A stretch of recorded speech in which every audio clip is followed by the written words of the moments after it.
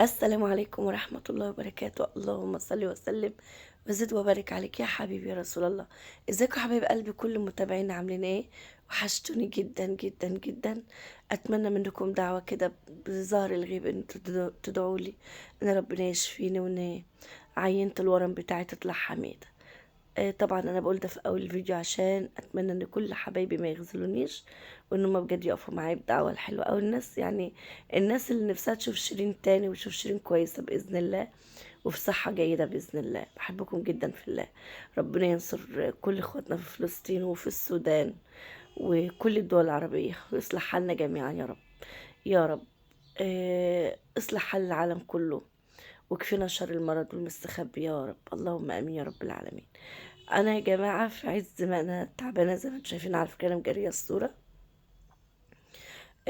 بس اللي عنده عيال طبعا لازم يقوموا يعمل لهم اكل. قمت قلت اما اعمل لهم كبده، لان انا ما كنتش اقدر اقف على في المطبخ على البوتاجاز اكتر من كده. انا يا جماعه متاخد مني عينه من صدري، الثدي، علشان يحللوها. فطبعا انا ماليش ان انا اقف قدام بوتاجاز خالص، لان اخد العينه ده صعب جدا، ربنا ما يحكم بيه على حد. ما اتمناش والله لا عدو ولا حبيبي يشوفه يعني. فالناس اللي تفكر اني اخد العينه سهل، بص يا جماعه انا مش عايزه اصعبها على حد تعبان، بس وجع ساعه ولا كل ساعه. يعني احنا نتحمل عشان نشوف النتيجه ايه. بس هو صعب بجد والله يا جماعه، ربنا يكفيكوا شر المرض يا رب ومحدش يشوفه. هنا الطبق اللي قدامكم ده كان فيه بتنجان. حماتي بصراحة اللي كانت يعني عاملاه وكده ومخللاه، وقالت لي بدل ما تاكلوا كبدة أنا عملت البتنجان ده خدوه جنب الكبدة. قلت لها ماشي. وأنا بقى هنا كنت قاعدة إيه بعمل كده. البصلة طبعا أنا بحب يعني إيه، يعني أخليها مستوية قوي قوي، لأن أبو أحمد ما بيحبش البصلة تجرش كده في الكبدة، فبحبها تبقى مستوية قوي. فسويتها زي ما انتوا شايفين كده، وبعد كده نزلت بالكبدة. وطبعا انا كان عندي معلقه توم، دي من قبل ما كنت اعمل العينه، اخد العينه. وكان عندي وانا شلتها زي ما هي كده في الهون في التلاج. فقلت لها احتياجها يعني ان شاء الله، فعلا جت احتياجها.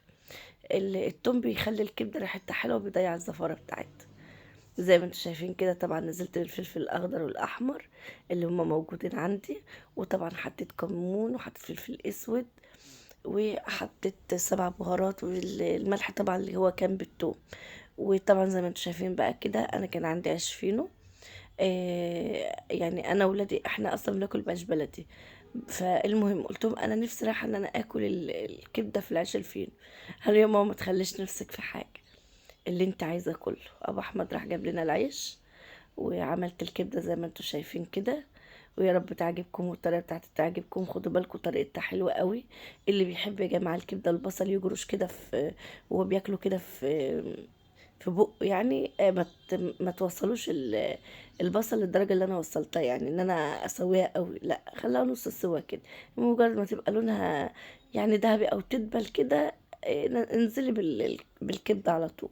وفي ناس بتنزل بالكبده الاول يا جماعه، بس انا قلت لكم كده يبقى البصل بيجرش قوي، وابو احمد مش بيحب البصل كده. طبعا عملت مع بطاطس زي ما انتم شايفين، وعملت طبق سلطه اخضر كده جميل مع البتنجان. وكان ده يومنا وكان ده غدانا. ما كنتش اقدر اقف على البوتاجاز اكتر من كده. دعوتكم ليه، بحبكم جدا كل متابعيني. ما تحرمش منكم ابدا يا رب، وتفضلوا تدعوا لي العمر كله.